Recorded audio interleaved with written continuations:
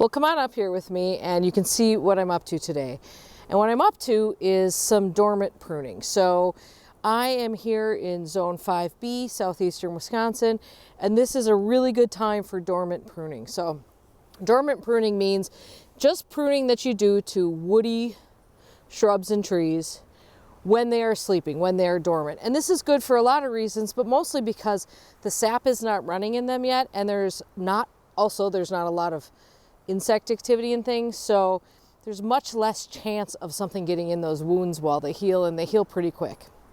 So not every tree and shrub is appropriate for this treatment, and the timing of this depends entirely on where you live, because you want to do this when the trees are dormant, obviously, and you don't want to do it like right before there's some severe weather coming. And so right now is a really good time where I am.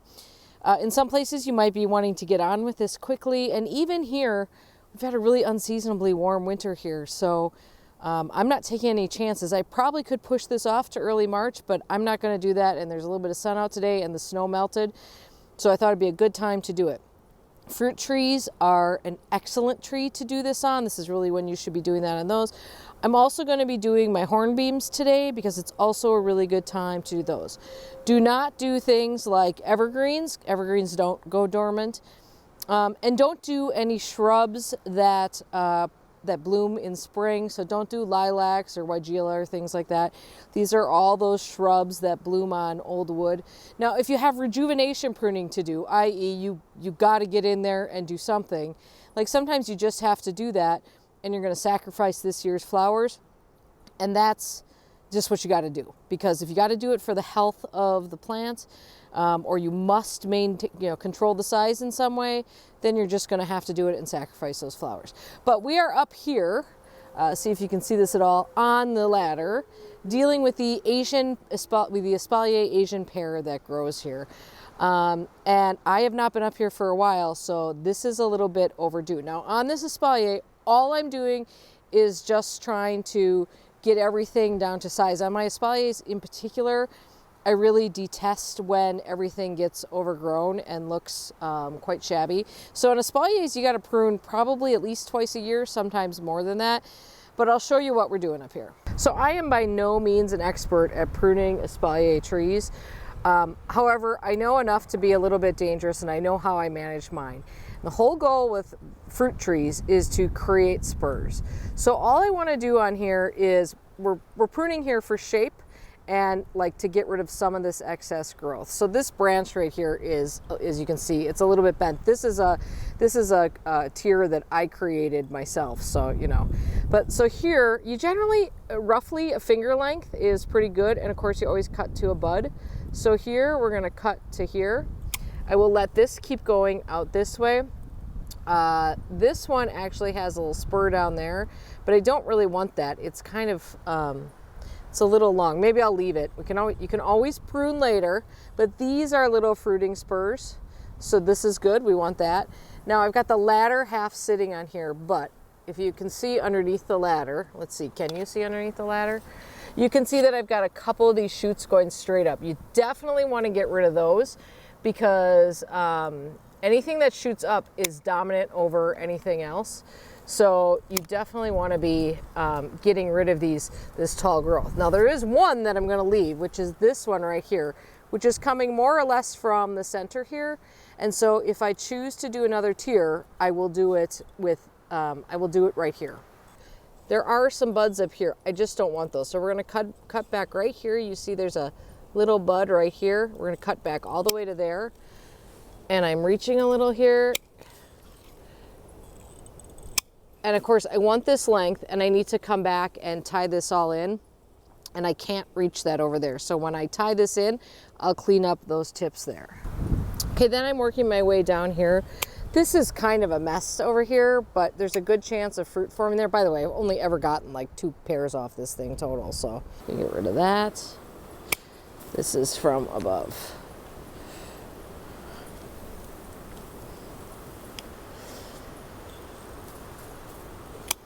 Some of these things are suffering a little bit from pruning that I should have done, some time ago. Okay, Let's stand back so you can see what we did. So unfortunately I didn't give you a before, but you get the idea. This is a really simple pruning. We're just going in there and tightening those up a little bit. Now I'm going to do the exact same thing with the espaliers that are in the vegetable garden. So here in the vegetable garden we have this pear to deal with, and then I have another pear down there in the corner, the apple tree over here, and then the Belgian fence. Now, before I prune anything, I want to show you an important step that I'm being much more vigilant about these days, ever since the viburnum debacle. This is a bleach solution. I have it, a 10% bleach solution. I have it in a dropper bottle because I couldn't find a spray bottle. And I am going to clean my pruner blades here. And you can use a bleach solution, you can use Lysol, I've used that before. I don't generally like to use the bleach solution on my pruners because it can be kind of corrosive. However, I could not find the spray bottle of Lysol I had, so we're going to do this because better I can deal with the corrosion later. Now, some people will say you wipe this on there. Some people say you're better to just leave it on there and let it drip. A spray bottle would be a far more efficient way of doing this, and probably getting bleach all over myself. Anyway, between every tree, I'm going to do that, especially with fruit trees because they are so prone to disease. So here on the Belgian fence, you can see the buds swelling there. And these are Royal Raindrops crab apples that I trained this way. You guys, how many years ago was it? 3 years ago now, I think. I bought whips, and I've been training them since. And this form that they're in, which will be sort of a diamond crisscross, is called a Belgian fence. Here you can see what happens when you don't tie this in. So I need to extend this bamboo cane here so that we can get this crisscross pattern going to the top. And since I haven't done that, this one started going the wrong direction. Okay, so we are at the hornbeam hedge, and I think I need to just pause here to explain to people who might not have seen this project for the many years that I've been working on it, exactly what is going on here. This is the east side of our property, and I am working on establishing a hedge of European hornbeams. These are Carpinus betulus, and they happen to be a really good hedging plant. They tend to fill in really well, and they're well suited to this spot, which is sort of a part, you know, it's not full sun, it ranges quite a bit, and they're quite adaptable trees, so it works because there's a variety of light conditions along this area. Now, I started this project 4 or 5 years ago, and I planted 6 of these. So while our original idea was that we were just going to add trees to this as we could, because they are a bit of an investment. Last year we decided, let's just go for it. Let's just get this in. So last year we added on 9 more trees, which completes the area that we need to do here. We've planted these, I believe, 5 feet apart. They're relatively close, but that's because we want them to fill in and be a nice thick hedge. Now, originally when I did this project, I described this as a pleached hedge. And that's true, but I've sort of come to learn that pleaching has many definitions. Actually, there is only one definition, which is just intertwining branches. That's all pleaching is. So there is a very formal way to pleach, which is, if you are a fan of British gardening, undoubtedly you have seen this there. And this is where these trees are formed from a very young age to have, you know, they train the horizontal branches down, and they often put them on a very structured framework. In fact, sometimes you'll see them where you can actually keep these almost sort of espaliered, like I've done with the Belgian fence, but you can actually see lines, and it is an incredible effect. That was way more work than I was interested in. And of course, here in the US, if there is somebody who is selling trees that are pre-trained for that, it's certainly no one near me, and I can only imagine what they cost.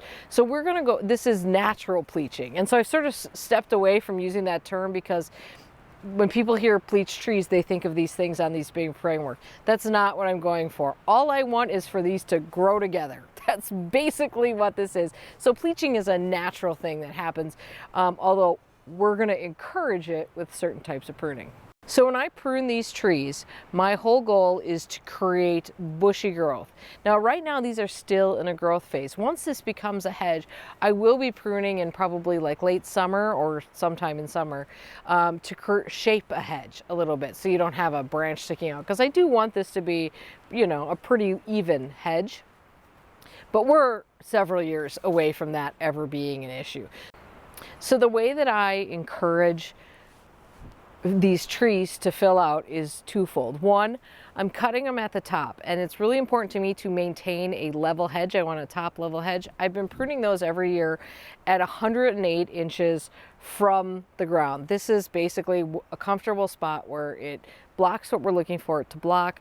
It feels good when we're sitting on our patio, but more than that, it's a level that I can do at standing on a ladder. Where I went wrong in the early years was just nipping off the ends, and that really wasn't doing it. So last year I pruned these very hard and made some rather significant cuts, and it was pretty ugly, and I was quite concerned that I had done major damage. Well, never fear, these are tough plants. They are well suited to hard pruning.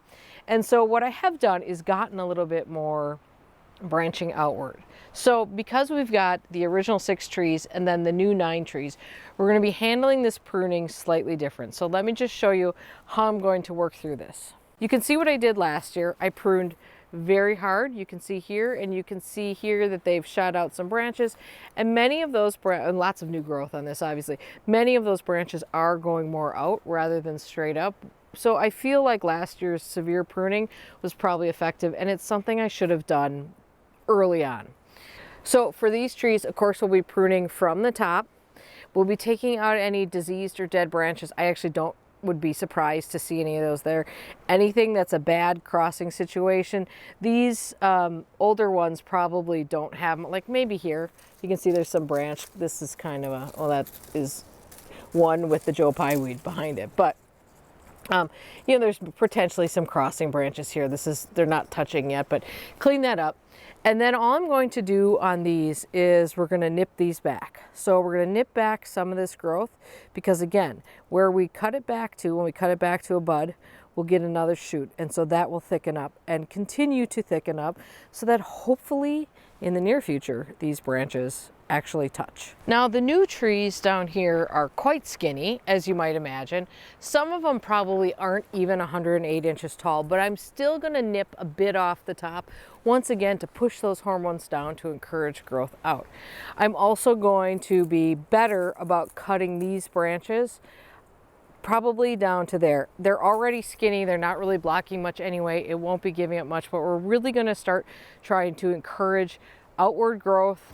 Okay, so what I'm going to do here is just show you quickly how I'm pruning this. Now we're starting on the new end, and then I'll just stick it on time lapse so you can see me whip through all these.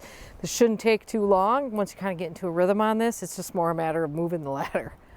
So I know this looks a little extreme, but like I said, my regret with those other ones was that I didn't do this earlier in their lives. So we're going to go fairly extreme on these side branches, hoping to encourage some nice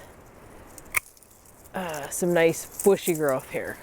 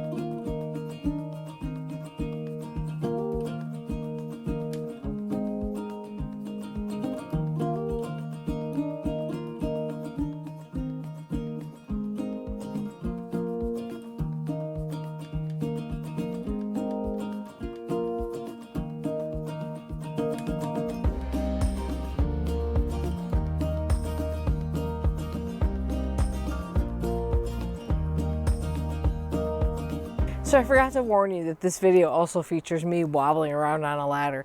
Every time I do trimming on this ladder, I get a whole bunch of people to say, get yourself a proper ladder. Being an orchard ladder would probably be the best one. I still don't have that. I haven't fallen off it yet. I will try not to tempt fate one more year. Anyway, one thing I noticed was that that number of 108 inches was in my head. Clearly last year I did not prune to 108 inches.